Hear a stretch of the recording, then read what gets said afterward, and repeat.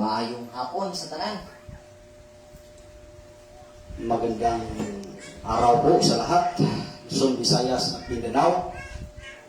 Sa mga dako sa mundo. Happy Sabbath. Okay, welcome po ang lahat sa ating pag-aaral sa hapon ito, sa ating pagpapatuloy sa aklat ng mga aklat ng Pilipos o sulat ni Apostol Pablo para sa mga taga-Pilipos. Ngayon ay nasa huling chapter po tayo, chapter 4. At bago po tayo magpapatuloy, mga kapatid, brethren, sa ating pagtatalakay, may exit lang naman ito, may mga pagtuunan tayong katanungan na ibinato sa atin o pinarating sa atin. Tungkol po ito sa last days at tungkol sa pagkain. So, bigyan natin ng kaunting pagpapaliwanag ang pagkain kasi itong last days ay matatalakay din natin ito sa mismong chapter na ating pag-aaralan ngayong hapon. So, Amen. ang pagkain na kung saan sinabi ang lahat ng pagkain ay ginawang malinis na sa kapanahunan ni Kristo nagsimula ito, ay kung iyong i-research sa Google, talaga nga bang biblical ito na nilinisan ni Kristo Jesus ang lahat ng pagkain o mismong galing kay Kristo Jesus? Ang statement ng lahat ng pagkain ay nilinis na, ay atin talagang mababasa na ito'y isinulat o ito'y naging pahayag ni Kristo sa Mateo 15. Magsisimula po tayo sa 10 hanggang sa 20. So mga kapatid, ang pagkain na tinutukoy dito or nilinisan na ay kailangan po natin intindihin. Tungkol sa ating kapatid na si Brother Archangel, makinig ka kapatid, parehas tayong paniniwala, mayroon pong unclean food. So, ang pinag-uugutan ng mga Christians na kumain na sila sa lahat ng pagkain na kung saan mayroon namang dietary law na inihabilin dyan sa Leviticus 11, ito'y pinaniniwalaan nila na nawala na ito ng visa nung si Kristo ay dumating dahil inihayag niya na ang lahat ng pagkain ay nalinis na. Sa versikulo natin babasahin, ito ang kanilang binasa at pinagkukunan ng kaunawaan na pwede nang makain lahat ng pagkain. Basahin natin lahat at ating papaliwanag. Mateo 15, Mateo 15, versikulo 10 hanggang 20. Okay, babasahin natin mga kapatid. Mateo 15, versikulo 10 hanggang 20. Okay. Pinalipat ni Jesus ang mga tao at sinabi sa kanila, "Pakinggan ninyo at unawain ang aking sasabihin. Ang lumabas sa bibig ng tao, hindi ang papasok, ang siyang nagpaparumi sa kanya sa paningin ng Diyos." Pagkatapos, lumapit naman ang mga alagad at sinabi sa kanya, "Hindi po ba ninyo alam na nasaktan ang mga Parisiyo sa sinabi ninyo?" Sumagot siya, "Ang bawat halaman hindi itinanim ng aking Ama na nasa langit ay bubunutin. Hayaan niyo sila. Sila'y mga bulag na taga-akay ng mga bulag. At kapag bulag ang umaakay sa kapwa bulag, pareho silang mahuhulog sa hukay." Sinabi sa kanya ni Pedro, "Ipaliwanag nga po ninyo sa amin ang talinghagang ito." At sinabi ni Jesus, "Pati ba kayo wala ring panunawa? Hindi ba ninyo nalalaman na anumang pumapasok sa bibig ay tumutuloy sa tiyan at pagkatapos ay idudumi? Ngunit ang lumalabas sa bibig ay manggagaling sa puso. Iyan ang nagpaparumi sa tao. Sapagkat sa puso nanggagaling ang masamang kaisipan, pagpatay, pangangalunya, pakikiapid, pagnanakaw, pagiging saksi sa kasinungalingan, at paninirang puri. Versikulo 20. Iyan ang pagpaparumi sa tao sa paningin ng Diyos.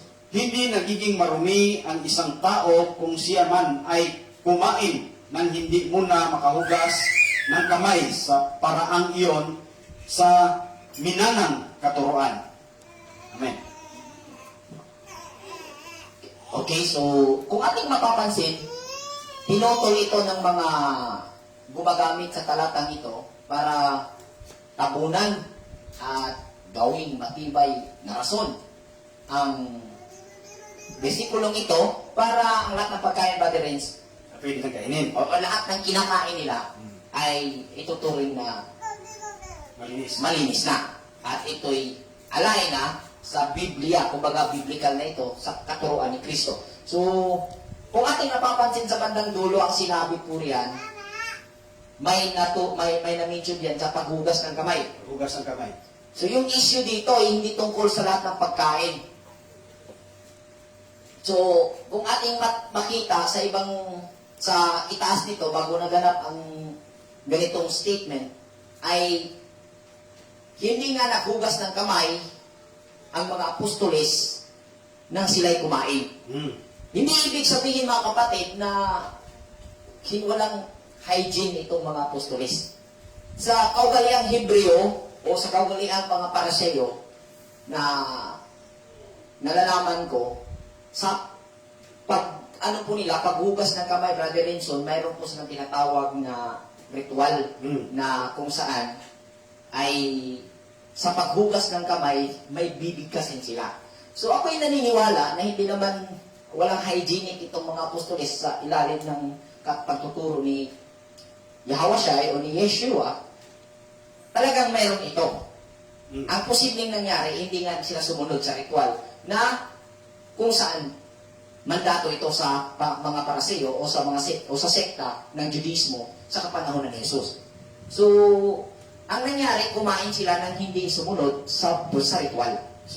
Sa proseso sa kanilang tradisyon. Sa tradisyon. So, ang nangyari, sa nabasa ito ng mga Kristiyano, ito'y ginamit na rason at nagiging matibay na dahilan na sinabi, anumang pumasok sa bibig ay tutungo sa tiyan at irurumi. So, anumang pumasok, generalize po nila iyon. At ang hindi nila pinagtuunan ng pansin at analisis yun, kung sino ang mga taong nandoon at ano ang kultura ng mga taong nasa sitwasyon. So, alam po natin lahat na hindi po kumain ng hindi sasabi natin naka-state dyan sa Leviticus 11, ito mga apostoles, maging si Yeshua o si Yahushua.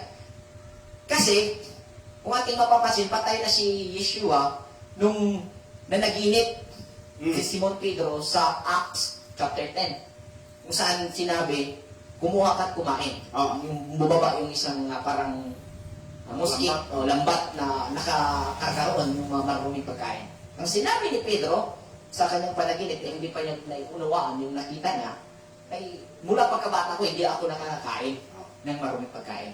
So, malinaw na kahit ganito yung tinuro at nabasa natin na pwedeng hindi nakapagpaparumi yung pagkain, hindi po ito tumutukoy sa mga pagkain hindi prescribed sa Leviticus 11. Sakto kapatid. Unang-una, ang sinabihan nito ay hindi ikaw o tayo. Ang sinabihan nito, ang mga apostolis. Yan ang ating ano-anong pansin na ano ang kultura ng sinabihan. Amen. Kasi ang sinabi dito, walang pagkain na nakapagpaparumi sa tao. Walang pagkain na isinusubo sa bibig at papasok sa tiyan na nakapagpaparumi sa tao. Kundi ang nakapagpaparumi sa tao, yung lumalabas sa bibig kasi nanggagaling sa puso. Which is tama. Note, pansinin nyo, pagkain po ang sinasabi dito. Gayon, yung pagkain mo ngayon na inakala mong saklaw ng pagkain na na-mention dyan na isusubo sa bibig, ito ba'y pagkain ng mga taong naroon? Yung sinabihan? Nung sinabihan, nung nasa sitwasyon sa Mateo, yung pagkain mo ba ay pagkain nila? Yon. Wag Yon ka- ang tanong. Kasi itong interpretation ng Kristiyano, assuming Na na sila ang sinabihan. sila yung sinabihan at kung ano yung kultura, yun din kultura ng mga taong na mga panauhin na nasa binasa na kwento or salaysay. So mga kapatid, pagkain ang sinasabi, tama po kayo, pagkain po ang sinasabi ni Jesus. Na walang pagkain. Ang tanong is, yung baboy, pagkain po ba ito ng mga Hebreo? Yon ang tanong. So, hindi po ito pagkain. Hindi yan. Kasi, una na dyan, ebidensya si Pedro nga, hindi pa siya nakakakain. Ayon po Mula dyan. pagkabata. Mula pagkabata. So, namatay na si Yeshua, hindi pa siya nakakakain. Ngayon pa man, doon sa panaginip, hindi po literal na pagkain na gusto ipapaluto sa kanya, kundi unawain na yung dumating na mga inutusan ni Cornelio, ang pagkain marumi po na tinutukoy roon ay tumutukoy sa ibang lahi Amen.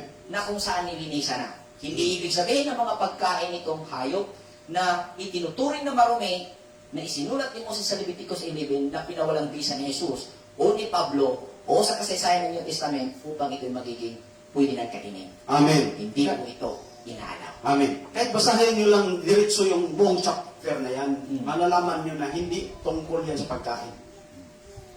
Kasi ito yung rason eh. Kaya binigay natin yung statement natin kasi may nagtatanong sa atin kung yung paniniwala ng Torah community natin, Brother Renz, ilalim ng pangunguna ng mga elder, ay mayroon po bang unclean food? So, mayroon po kapatid.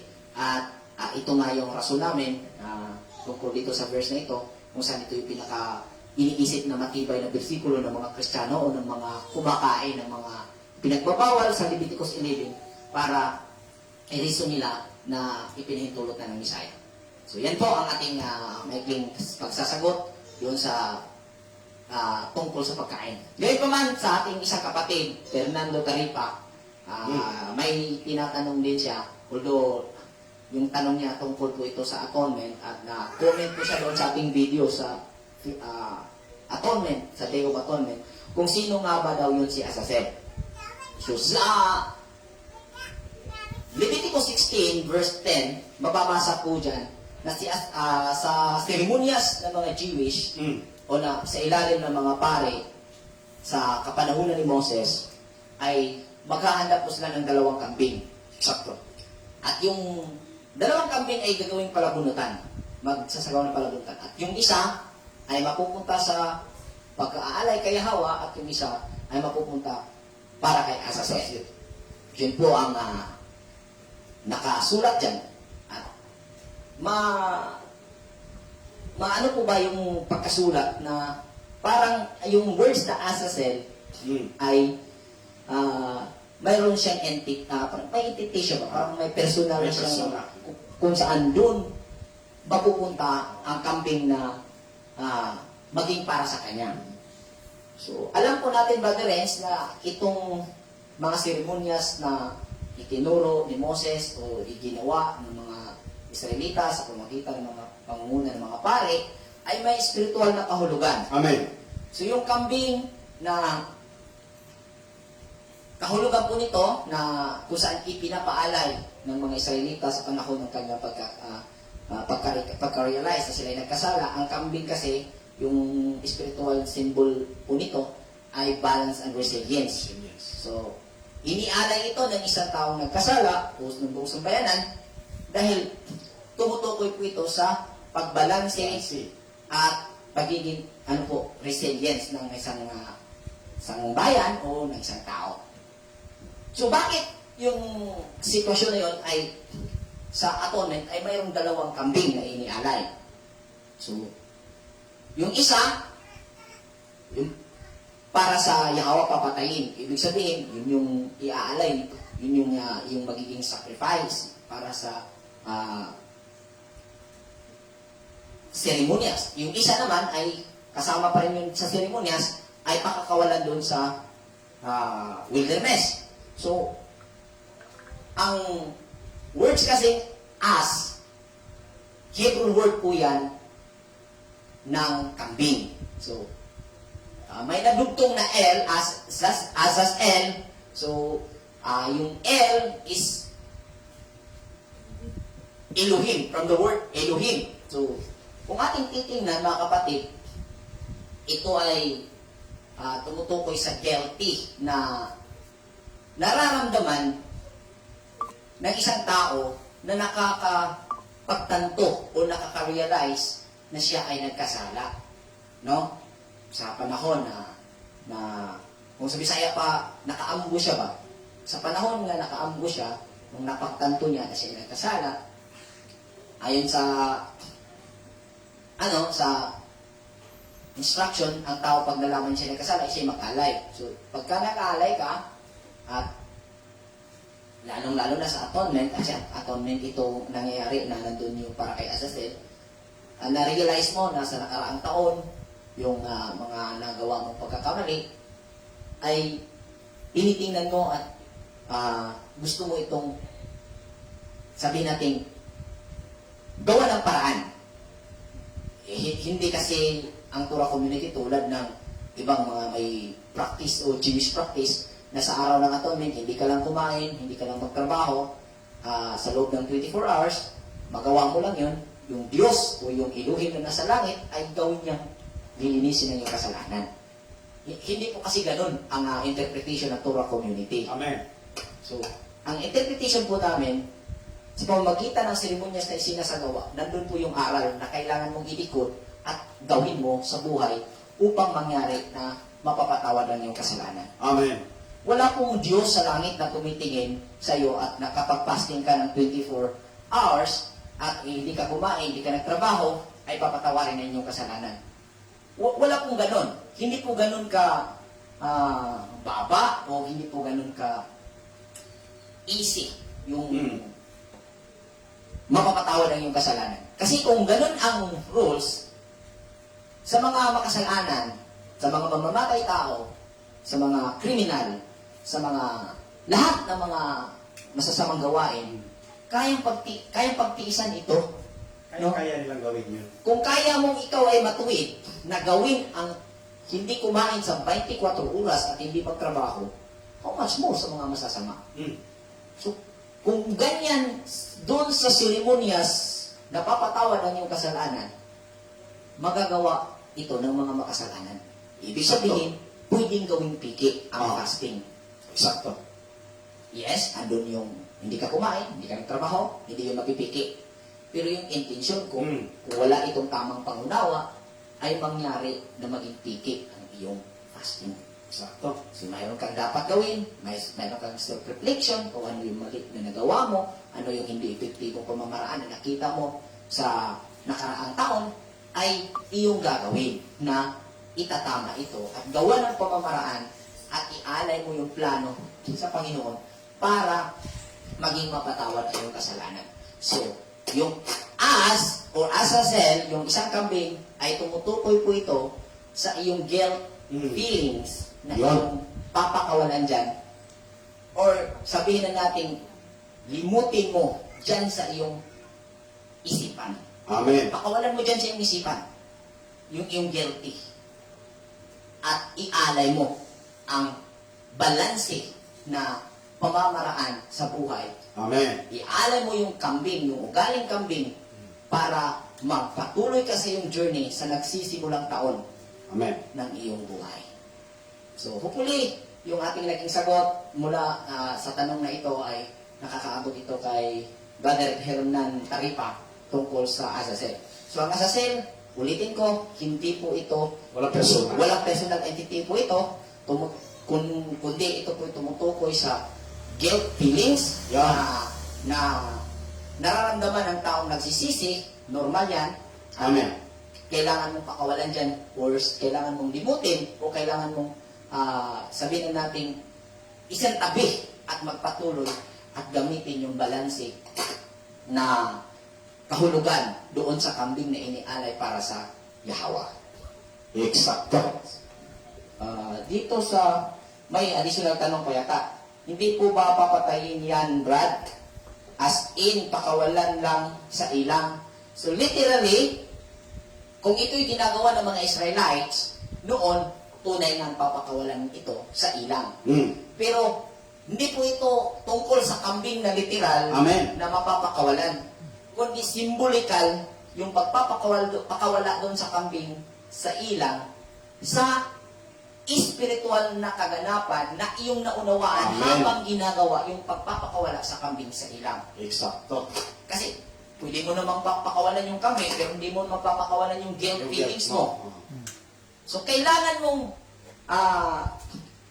gawin na mapapakawalan mo yung guilt feelings mo at simbolo, Papakawalan mo rin yun. yung symbolical na action sa seremonyas na ipapakita sa madla or sa bayan ng Israel na ito yung yung pagpapakawala. Pero Amen. ang kahulugan po nun, una lang na ipaunawa sa mga mamamayan o sa mismong nagsasagawa sa guilt feelings na yung pinakakawala na. Kasi pag Amen. nandyan yung guilt, kung sa Bisaya pa, kung sa ganina, kanang kung nag-guilty dito ka, Hirap si Bisaya. mas mahirap yung Bisaya dito. So, pagka nandyan yung guilt sa iyo, ay hindi ka makakagawa ng tama. Konsensya. Parang conscience pa. Yung, kung sa Bisaya kasi parang naging na-conscience, grabe, na-conscience yun ko. Sobrang inana. So, yung guilt na pakiramdam, mga kapatid, ay kailangan mo mai-release. So, hindi ito kanang tumutukoy doon sa kambing, kundi tumutukoy sa kahulugan. Kung ginawa ang seremonyas na ito, kailangan na naunawaan yung espiritual na aral na napapaloob sa bagay na ginagawa o sa bakit ginagawa ang mga gawain ito. So, kasi kung mangyayari na magpatuloy yung pagpapakawala sa kambing sa ilang, nagsasayang ka lang ng pera at hindi mo naman alam o naintindihan ang espiritual na kahulugan. Ngayon, ang Torah community hindi po magpapakawala ng kambing. Una, hindi po tayo ilalim sa ceremonial law ng mga pare na mula sa Levita. Amen. Kung kaya, nagpapatuloy tayo doon sa espiritual na kahulugan na ating naintindihan. So, ang nangyayari sa atin, sa Day of Atonement, yung appointed times, hindi po yun nababago. Pero yung batas doon sa appointed times, nagbabago po yan base sa panahon.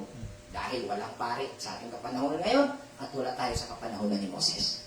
Eksakto.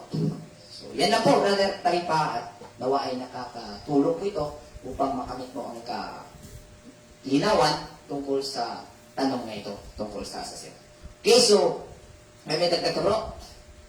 Wala, inano ko lang yung guilt, yung Tagalog sa guilt ay kasalanang nararamdaman. Nandyan pa rin. So, ibig sabihin, kung hindi mo mapapakawalan yung guilt sa iyong loob, ay hindi mangyayaring natatanggap ni Yahweh yung inihandog na kambing para sa katatawaran ng iyong kasalanan. So, kailangan mo talagang pakawalan yung guilt feelings. Kailangan mo talaga i-let go. Let go. Kumbaga. Yan. So, continue po tayo at dito po tayo sa ating topic ngayon sa Philippians chapter 4. Basahin po natin ito at atin pong pagsaluhan mga kapatid dahil panghuling chapter po ito sa sulat ni Apostol Pablo para sa mga taga-Pilipos. At dito rin natin sa talakayan ito, sasagutin yung isang katanungan na tayo po ba ay naniniwala na nasa huling araw na tayo tungkol po sa last days. Yung katanungan din ng ating isang kapatid na si Brother Archangel. Amen. Pilipos chapter 4, verse 1 Hanggang 6. hanggang 6. Kaya nga, mga kapatid, kung minamahal ay pinanabikan aking kagalakan at karangalan, magpakatatag kayo sa inyong pamumuhay na nakaugnay sa Panginoon. Nakikiusap ako kina Eudia at Sintiki na sila ay magkakasundo na bilang magkakapatid sa Panginoon. Ipinakikiusap ko rin naman sa inyo tapat kong kasama na tulungan mo ang dalawang babaeng ito. Sila man ay kasama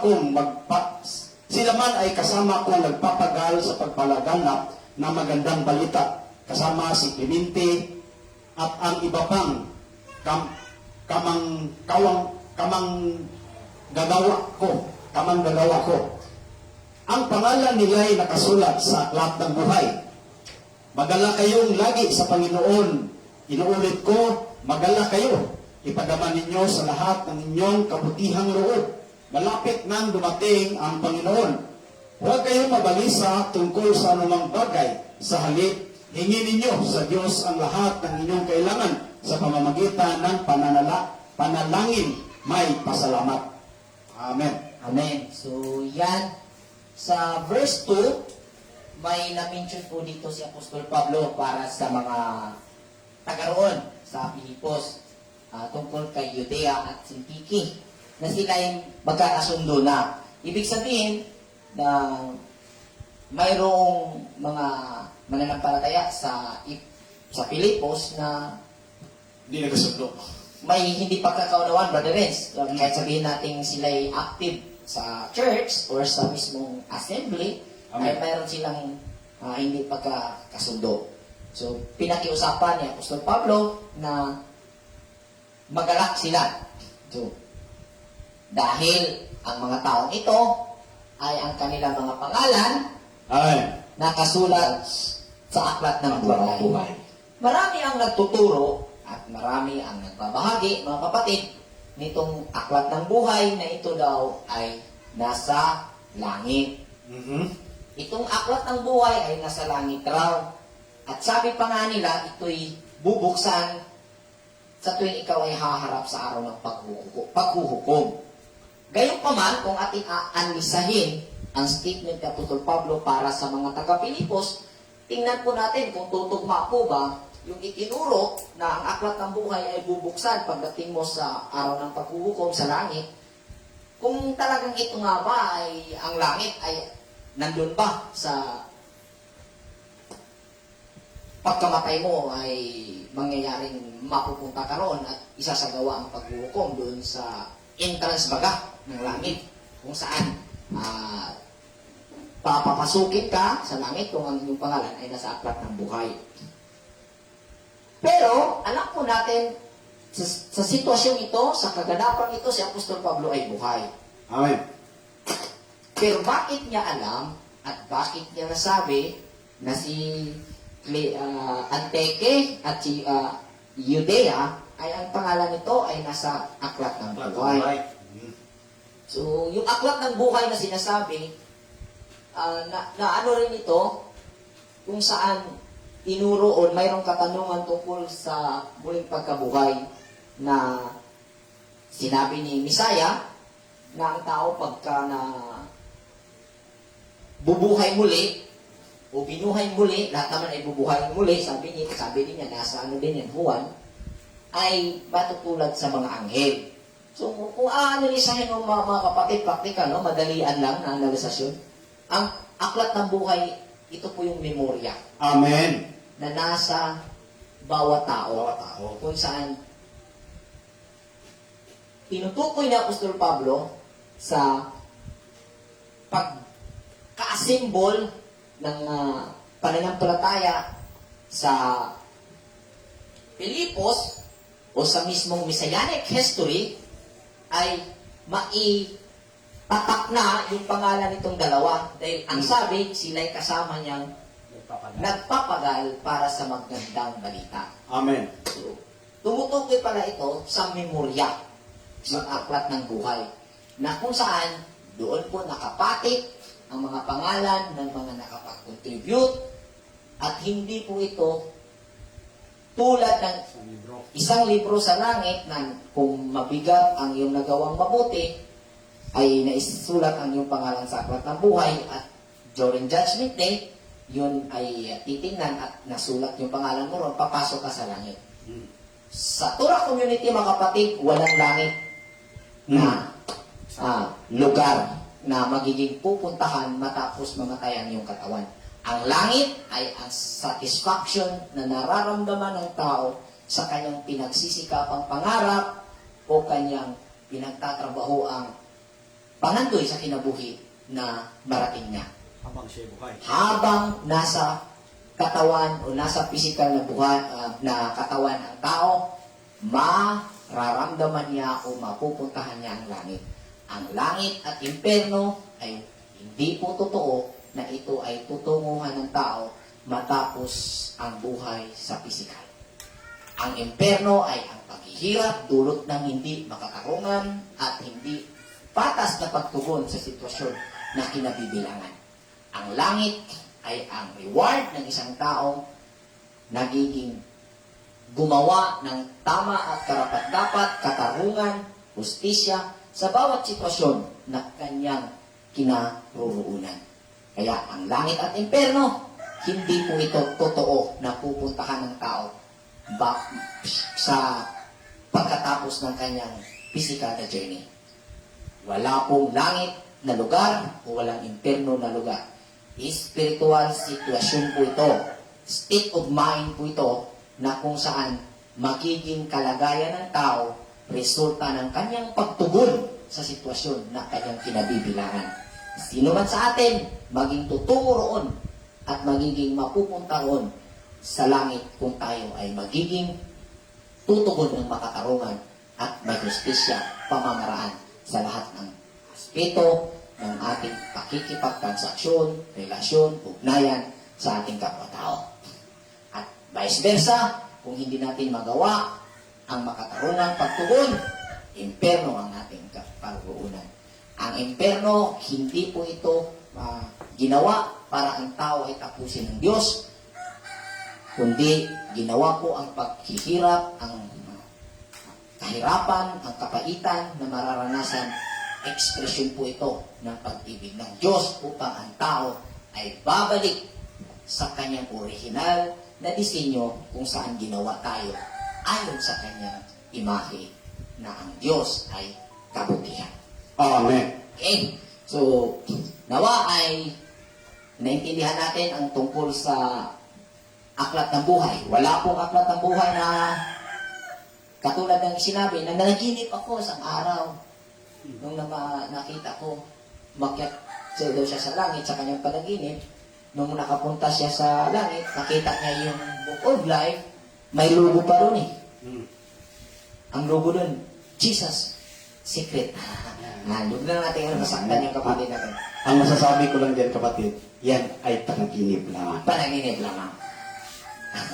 At sa sira, ang sabi, ang panaginip ay hindi dapat paniwalaan dahil ito naglalabas, ikaw ay naglalabas ng iyong pangunawa tungkol sa gusto mo. Isa na magiging interpretasyon doon sa panaginip. Kaya, nasa sira po yan, mababasa. So, tuloy po natin mga kapatid, ang ating Versikulo 7 hanggang 11. At ang kapayapaan ng Diyos na hindi kayang maunawaan ng tao ang siyang mag-iingat sa inyong puso at pag-iisip dahil sa inyong pakikipag-isa kay Kristo Jesus. Bilang pagtatapos, mga kapatid, dapat maging laman ng inyong isip ang mga bagay na karapat-dapat at kapuri-puri. Mga bagay na totoo, marangal, matuwid, malinis, kaibig-ibig at kagalang-galang. Isagawa ninyo ang lahat ng inyong natutuhan, tinanggap, narinig at nakikita sa akin. Sa gayon, sa inyo ang Diyos na nagbibigay ng kapayapaan. Labis akong nagalak sa Panginoon sapagkat pagkaraan ng mahabang panahon, minsan pang ipinamalas ninyo ang inyong pagmamalasakit sa akin. At alam kong hindi ninyo ako nalilimutan. Wala nga lamang kayong pagkakataong matulungan ako. Verse 11. Hindi ko sinasabi ito dahil sa kayo'y pinaghahanapan ko ng tulong. Natutunan ko ng sa masiyahan maging anuman ang aking kalagayan. Okay, so sa verse 8, sinabi niya dito bilang pagtatapos mga kapatid, dapat maging laman ng inyong isip ang mga bagay na karapat-dapat, kapuri-puri, mga bagay na totoo. So, ang ating nakikita sa pangangaral ni Apostol Pablo sa mga mananampalataya noon, particular sa Pilipos, ay hindi tungkol sa pantasya na si Jesus na anak Jose at Maria ay babalik pagdating ng panahon at kukunin ang kanyang mga pinili. So, hindi po ganun ang konsepto. Kung ating nakikita, ang sabi niya dito, maging laman ng inyong isip ang mga bagay na karapat-dapat, kapuri-puri. So, marangal, matuwid, malinis, kaibig-ibig at kagalang-galang. So, kung ating titingnan ang concept ng pangangaral ni Apostol Pablo is inner engineering. Eksakto. Kung paano ka gumamit or kung paano gamitin ng tao yung kanyang capacity. Amen. Yung major tools na nasa tao, itong pag-iisip, damdamin, at lakas. So, ito yung major tools ng tao. So, ang nakikita natin, sabi niya, isagawa ninyo ang lahat ng inyong natutuhan, tinanggap, narinig, at nakita sa akin. Sa gayon, nasa inyo ang Diyos na nagbibigay kapayapaan.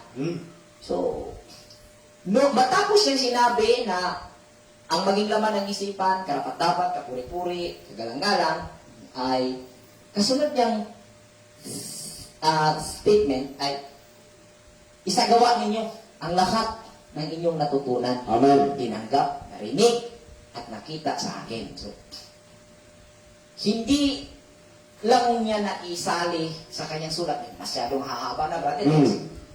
Na, ano pa niya, yung detalye na itinuro niya kung paano isagawa ang pananampalataya.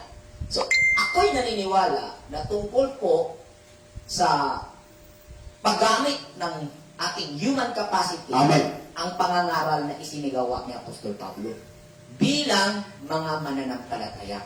Ito yung pagkakaiba ng relihiyoso o religion na gawain kung saan yung religion ay nakafocus sa seremonya. Eksakto. Which is, ginawa ito ng mga Parsiyo at maging sa kapanahonan natin, walang pagkakaiba, ginawa ito ng mga reliyon na kailangan mag-attend at dumalo sa mga pagsamba at parang ang Diyos ay nagagalak at natutuwa na nakatingin sa iyo pag ikaw ay nagpunta sa simbahan at nagbigay ng ikapo sa iyong simbahan. Parang ganun pa rin ang nangyayari noon at ang pagkakaiba sa grupo nila Apostol Pablo ay tinuruan ang tao na gamitin ang human capacity para makapamuhay ng tama. Amen. Which is nakasulat sa Oseas chapter 6 verse 4 o chapter 4 verse 6. Tingnan nga natin kung saan ito. Sa 6 ba ito or sa verse chapter 4 ba ito? Oseas.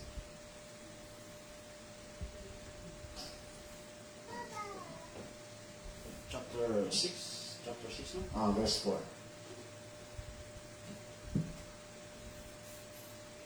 Di yata. Kung wala, di. Balik. Chapter 4, 6.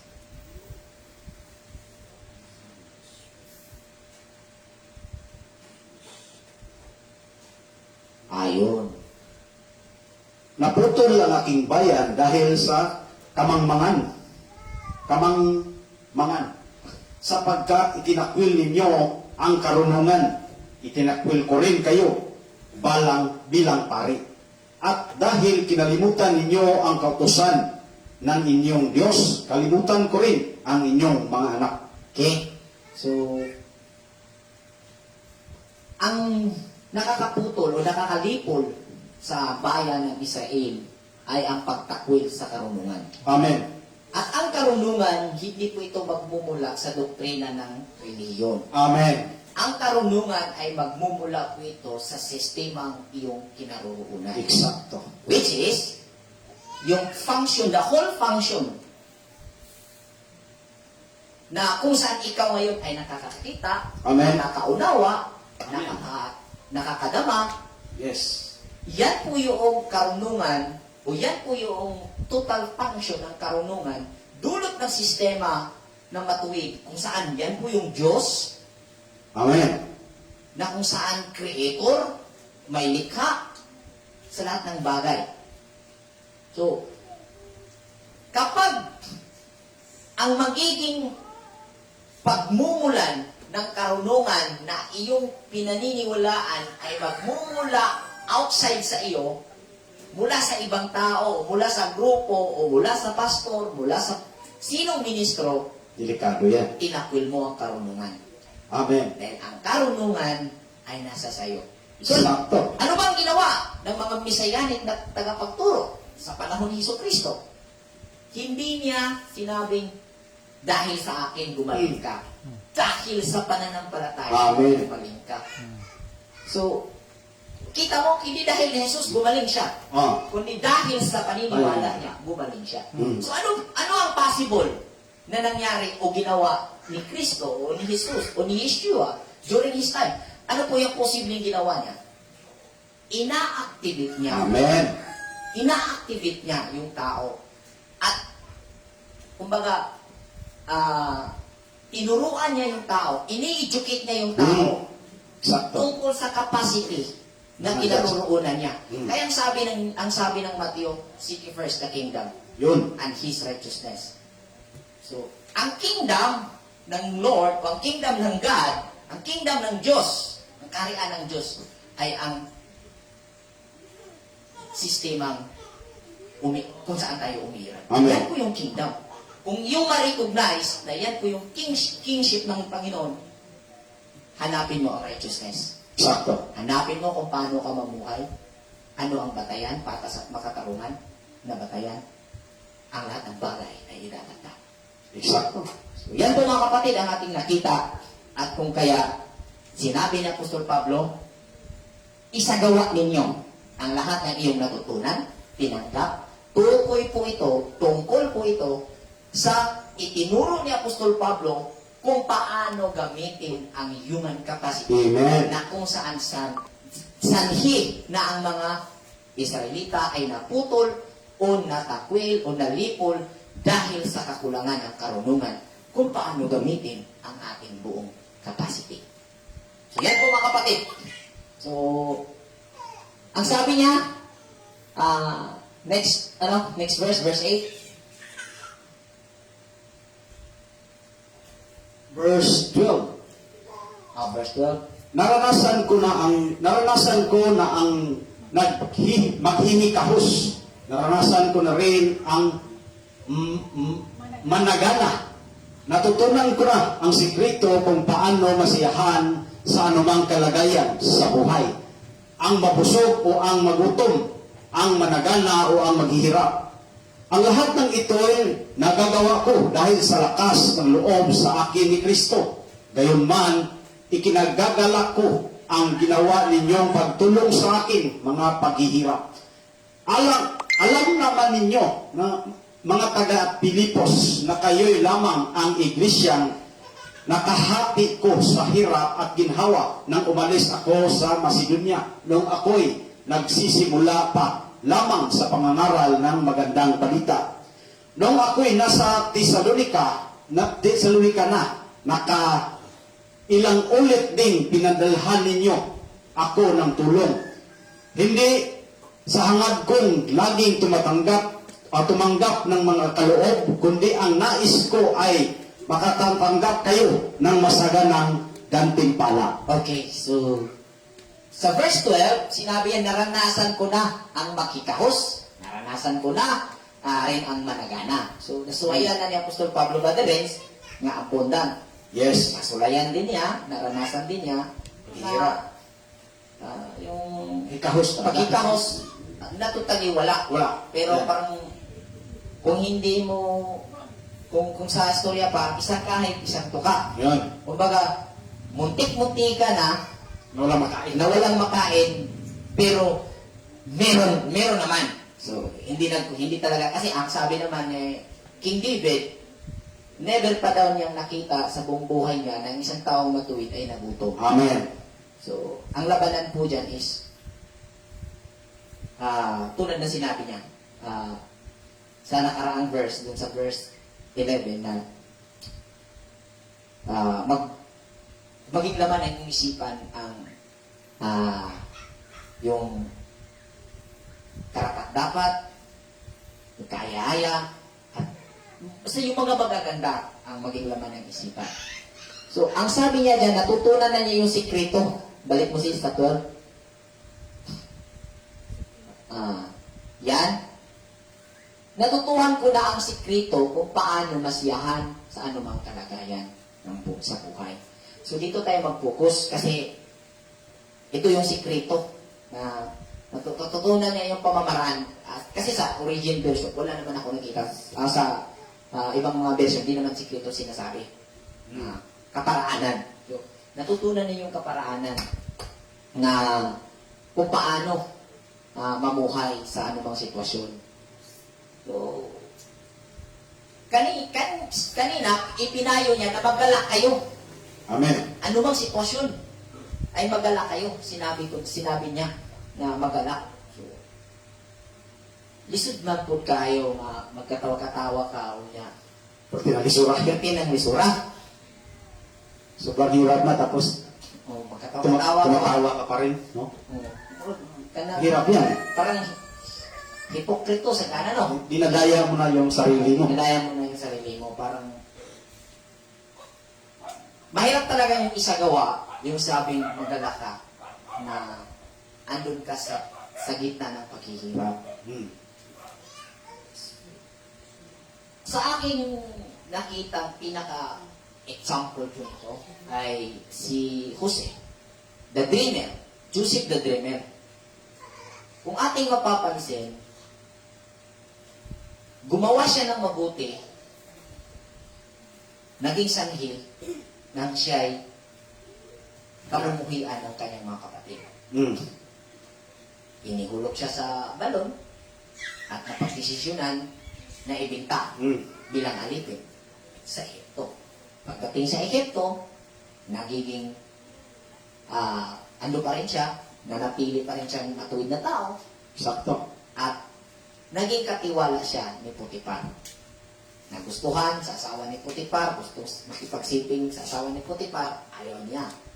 Gumawa siya ng mabuti at naging sanhi na siya ay nabilanggo. Yun. Nung nabilanggo siya,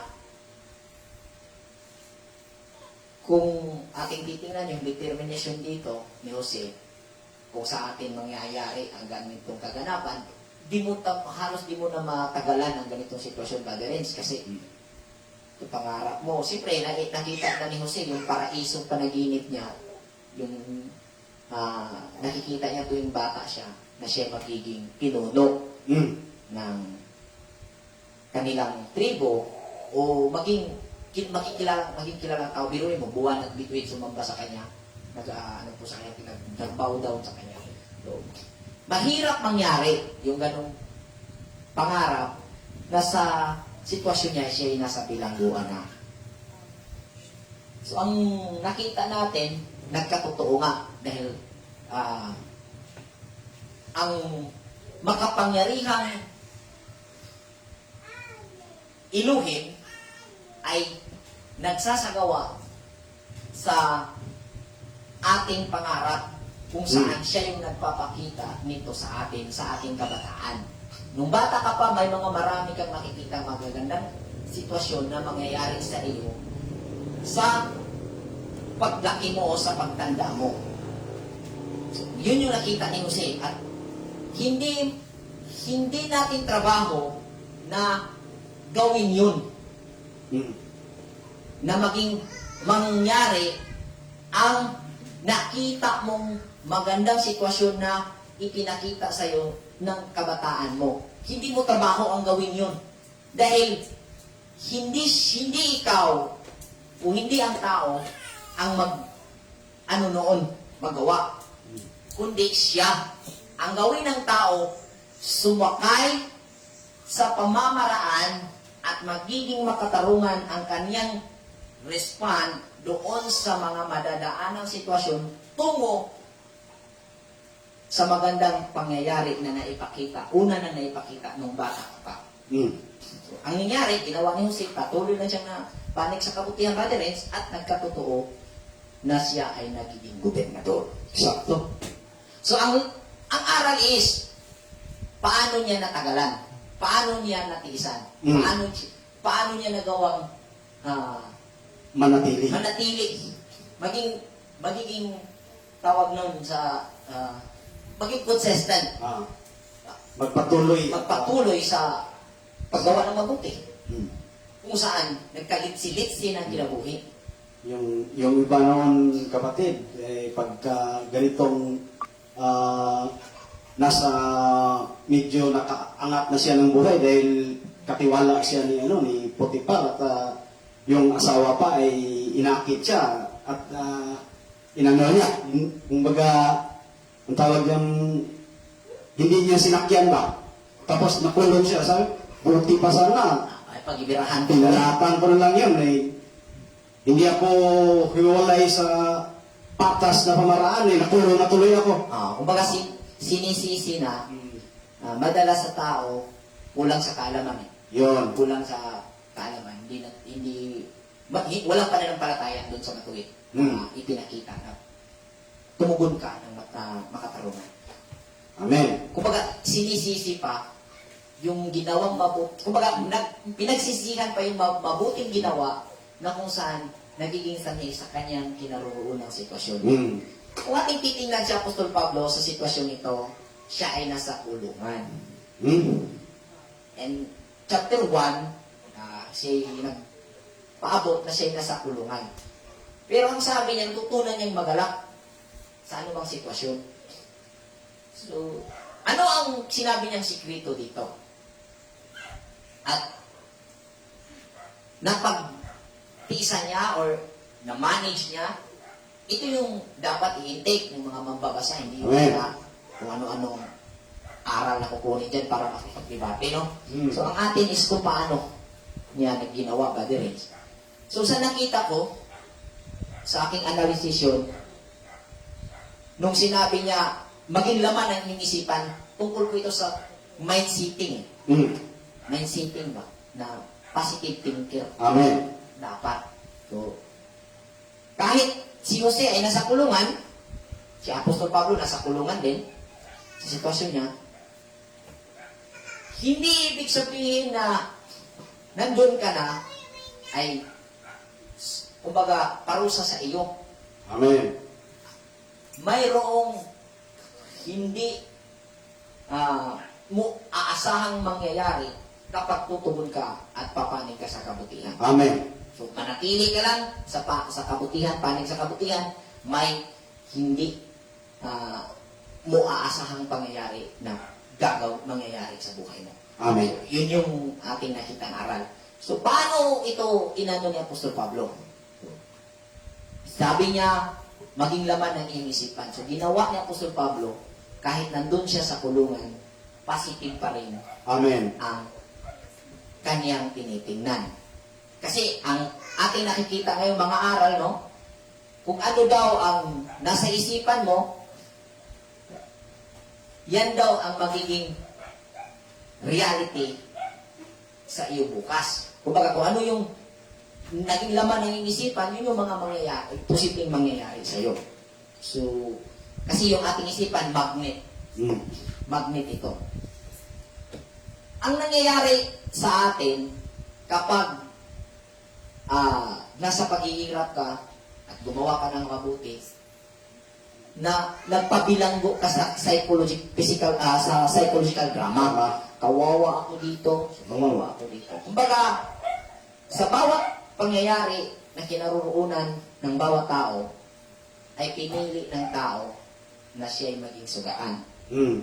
Hindi niya pinili na maghilom yung sakit at sugat na naranasan. Kumbaga, instead na piliin niya yung lesson, pinili niya yung sakit. Mm. Kasi sa bawat sitwasyon may dala, Brother Renz. Eksakto. Sakit at aral. Amen. Sakit na nararamdaman, at dahil nandun yung sakit, dapat tingnan mo kung ano yung aral. Amen. Pero pinili ng tao na manatili sa Sakit. sakit, doon sa sugat. Hindi yung aral ang kinuha. Kasi yung sakit, natural na nandun, una mong maramdaman para mag-isip ka at makita mo yung aral. Amen. So sa sitwasyon na mangyayari sa atin, ang isipan nagpo-provide ng makikita mong ano ang gawin o bakit nangyayari sa iyo. So normal, kapag nasa low situation ka, down situation ka, Lumural, kumbaga. o ang makikita mo, yung negative, yun yung mapagtutunan ng iyong atensyon na ipapakita sa iyong isipan. Hindi ibig sabihin na negatibo yung nakikita mo, yun na lang yung choice. So pag may negative, may positive. Amen. So dahil nasa down situation ka, negative yung napagtuunan ng pansin mo. Kaya negative yun dahil nasa down situation ka. Pero binary ang ipinapakita ng isipan. Yun lang ang na-focus. Tingnan mo sa kabila, yun yung positive. Amen. At ang sabi ng Apostol Pablo, yun ang magiging laman ng isipan Amen. natin. So, tulad na lang, ang may hindi ka aasahang pangyayari ba? May conversation na nangyari sa iyo. Kaibigan mo or sabihin na lang natin na importanteng tao sa buhay mo. Nangyaring ininsulto ka Mm. at masakit yung mga salita na binibitiwan sa iyo. Pagka nasa psychological drama ka, ang mangyayari sa iyo ay Saktan ka. yung sakit Mm. na dala ng salita niya ang Yung maramdaman niya. damdamin mo. Oh. Pero kung iyong titingnan o ating ianalisa, hindi yung kanyang salita ang masakit. Mm. No? Bagsinin natin ito ha. Hindi yung salita o sino mang nagsasabi sa iyo na masakit baga, ay walang masakit doon sa sinasabi niya. Mm. Kundi yung quality ng isipan mo, Mhm. yung quality ng isipan mo, the way you kuan ka ng Manage. receive sa salita niya, sa paraang tinanggap mo o narinig mo yung salita niya, hindi yung salita niya ang masakit, Mm. kundi Yung pag-isip mo. yung quality ng inyong interpretation Yan. o ng iyong isipan ang may dala ng kutsilyo na nagsaksak sa sarili mo at nasaktan ka. Mm. So, kung positive thinker ka, ang sabi niya, maging laman ng isipan ng kaya-aya, karapat-dapat, lahat ng magaganda. Saklaw doon sa sinasabi ng Apostol Pablo. Ano man ang sasabihin sa iyo ng tao, dahil nakasit up ang iyong isipan, mayroong good quality interpretation na ipro-provide ang iyong isipan, hindi mangyayari na masasaktan ka. Amen. Dahil mayroong good quality yung isipan mo. Dahil ang laman ng isipan mo ay kaaya-aya at karapat-dapat. Mm. Kuha niyo po. So, ano man ang sasabihin ng sino, ng tao na manginginsulto sa iyo, kung masasaktan ka, hindi siya, kung hindi yung salita niya ang nagsaktan sa iyo, kundi yung quality ng interpretasyon na ibinigay sa iyo ng iyong isipan. Sakto. Kaya ang sabi nga sa katuruan ng ating babasa sa social media, your thought is your karma. Yeah. Kasi yung isipan natin, yun yung karma natin. Kasi yung isipan, kung ano ang quality noon, nakaugat po yun sa desire na ating inilaga dito sa sistemang kinagisnan natin. Sakto. Kaya, taglayin ang pure intention. Sabi ni King David, create in me a clean heart, O Lord. Mm. Gawan mo ako ng malinis at dalisay na puso, Panginoon. Amen. Upang ang ating isipan ay magkaroon ng magandang quality, the way ating i-receive yung mga salita na ating maririnig. So, yan ang turo ng Apostol Pablo, mga kapatid. Amen. Kumbaga kapatid, yung sinabi niya panginsulto sa iyo ay gawin mong stepping stone para mas makaakyat ka pa, mas umangat ka pa. At iwanan mo yung, hindi mo pipiliin yung nasaktan ka. Gamitin mo yon upang makahakbang ka pa. Amen. So, kumbaga, huwag mong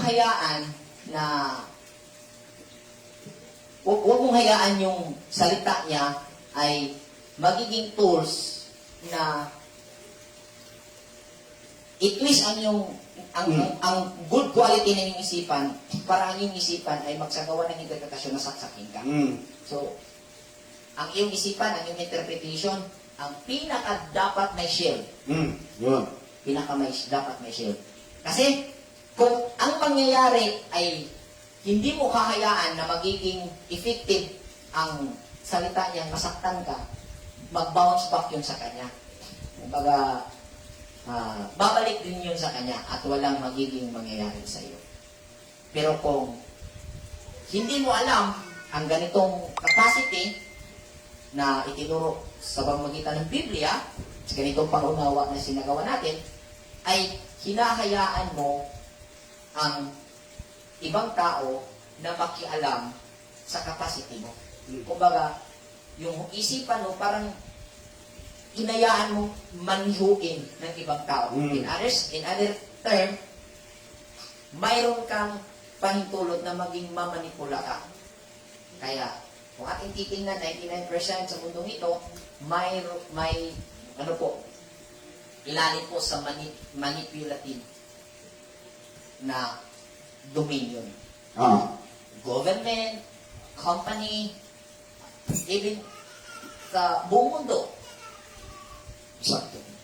Halos lahat ng manipulative po yung nangyari. Kasi, hindi alam ng tao kung paano magkaroon ng proteksyon ang kanyang sarili.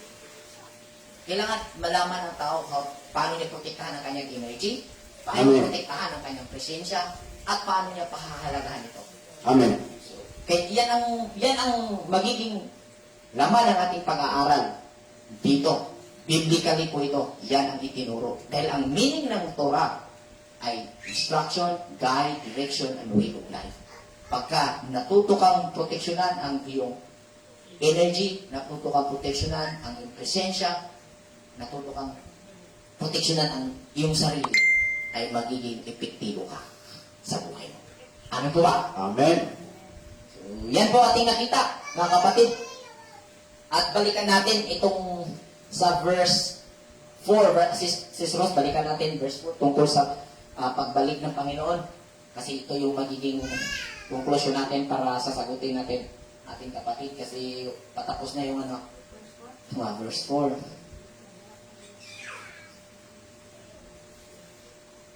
Ipadama ninyo sa lahat ang inyong kabutihang loob, malapit nang dumating ang Panginoon. Yun. So, sa verse 5 pa lang.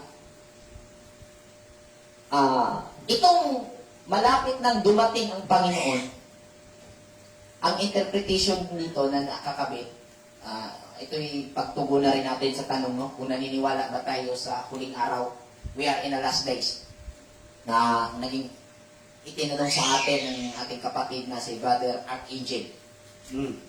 So, brethrens, itong sabi na malapit nang dumating ang Panginoon, may nakakabit na interpretation na matatapos ang mundo. So, pagka sinabing mundo ang matatapos, at Biblia po ang ating nagiging source sa statement na ito, huwag mong i-assume na ang mundo na matatapos ay ang inaapakan mo. Yun.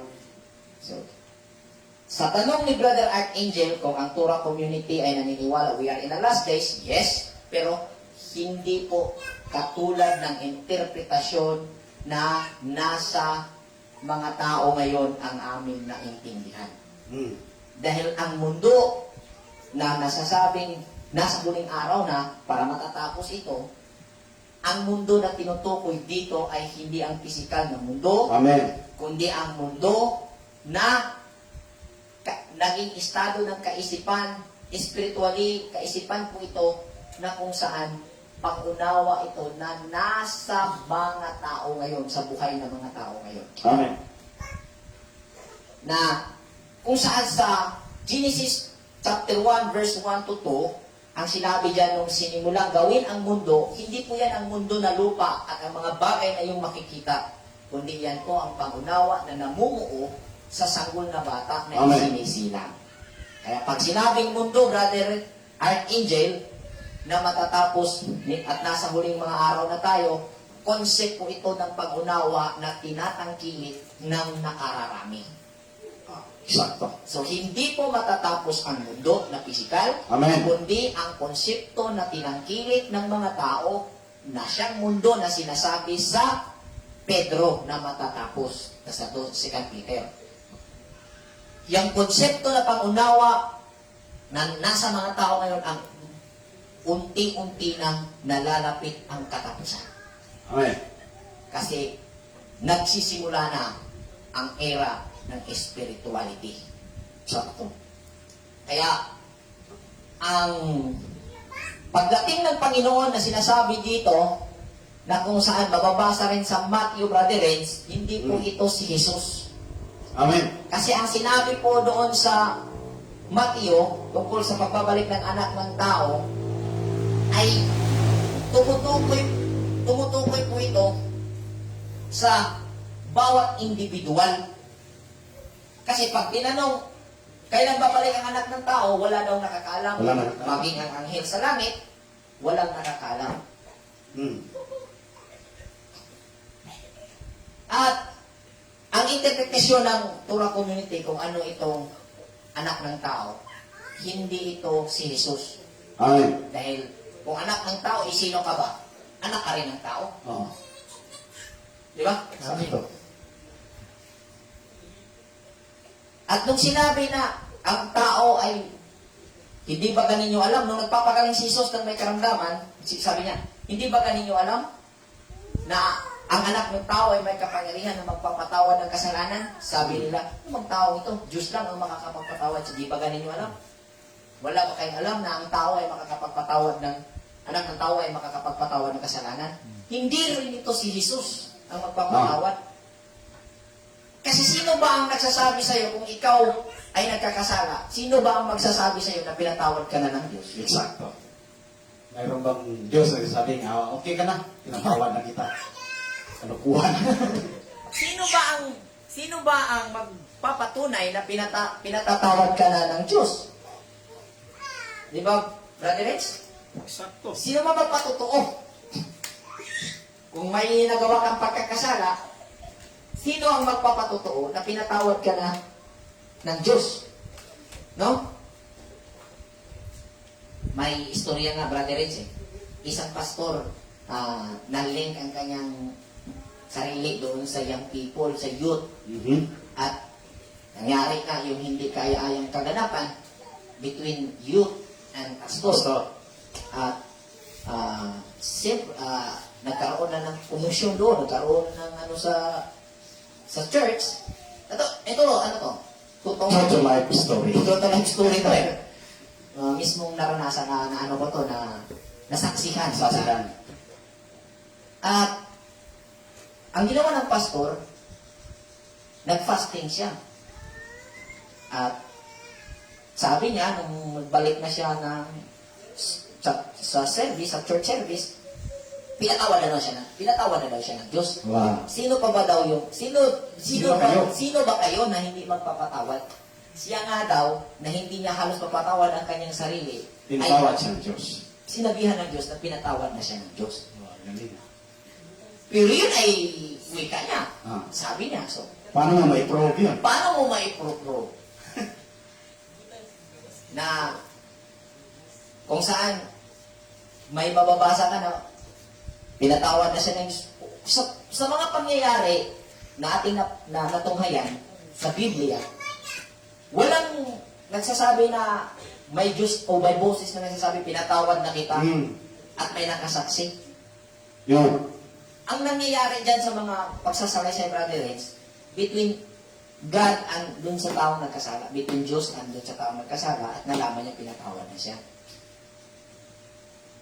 So, itong anak ng tao, nababalik para iligtas ang mga sumampalataya sa Diyos at sa anak, ay maliligtas, at yung hindi, ay parurusahan. Yun ang mangyayari. Mga kapatid, para sa kaalaman ng lahat, itong anak ng tao, yung realization po ito Amen. na nangyayari in every situation na mayroong pakikibaka ang tao. Amen. So, realization po ito, kapatid. At itong concept na matatapos ang mundo, we are in the last days, ito yung matatapos na. Pero yung mundo, yung mga building na mag-iba, wala, hindi yan totoo. Kasinungalingan yan, kapatid. Ang tatapusin ng Diyos ay ang konsepto ng kaisipan na nasa tao ngayon. Ang tatapusin. At papalitan ng Christ consciousness. Yan po ang matatapos.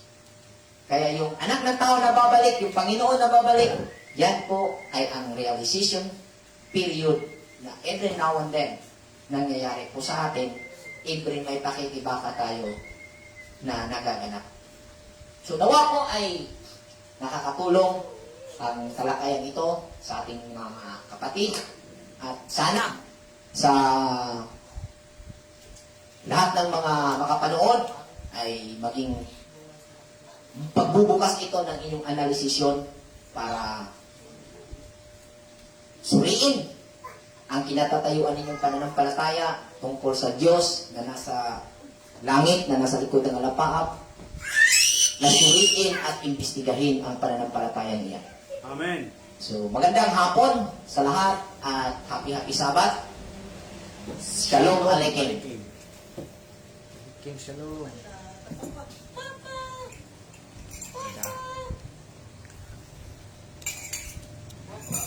Aloha.